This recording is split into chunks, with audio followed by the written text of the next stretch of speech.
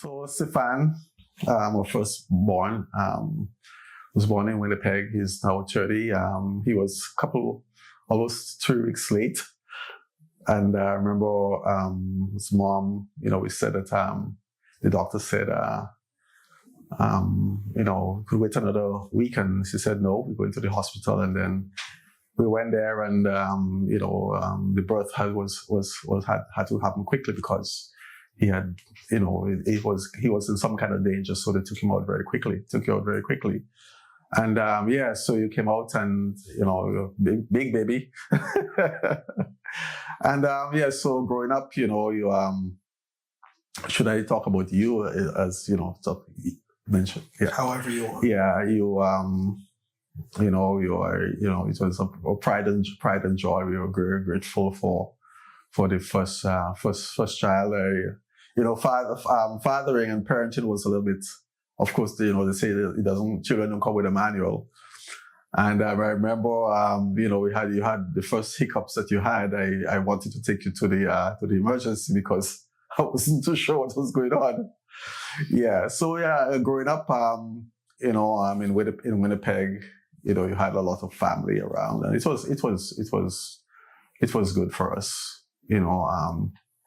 I think you started we traveled to a couple places. You had a way of bringing up your food kind of thing often, but then things changed when we were traveling. We moved from Winnipeg to Ottawa and driving back to Ottawa when we had an accident, and it was a very serious accident, and shortly afterwards you started having issues with your health, blood and stuff like that, and your physical health had become a major part of your life.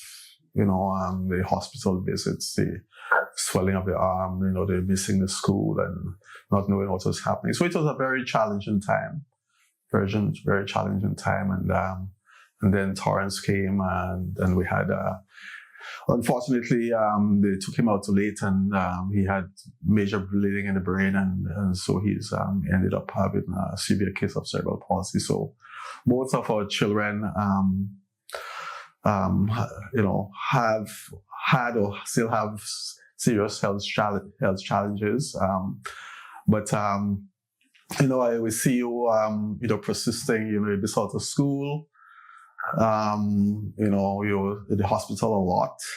I remember staying in the hospital and just taking a shower there and, sleeping there and then going straight to work and going back. And it was very, very difficult. And, the various procedures and the operations and everything else. And so it was challenging for us. And I'm not really sure we still try to figure out how you as a child dealt with all of those serious issues. Montreal, the hospital visits in Montreal, the hospital visits in Toronto, and then having to miss school and then having to make up. But we are very proud of you that you persisted. And I believe that just the fact that you have been through so much, it caused you to appreciate certain things more than, it caused you to mature.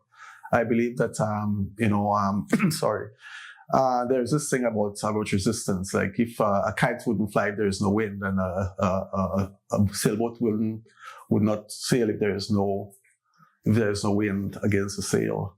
And so, those things tend to make us mature. Unfortunately, there's a lot of pain that go along with that also. But we are proud to see how you have, grown up and mature, and you thank God that His hand is upon you, and He has a good plan for you, and you stay in the course, and you're seeking God, and we're very proud of that. Yeah. And Torrance is there is we had a very negative diagnosis, and the doctors didn't think he was going to survive. But thank God, he's 27 years now, and he's relatively healthy. He hasn't been hospitalized really. He had some surgeries also to help his physical body, and he's home. And it's challenging, but we thank God that he's funny. He makes you laugh a lot. And so we that has been a life, dealing with health issues, and as we get older, it becomes more challenging. But God has given us the grace to deal with them.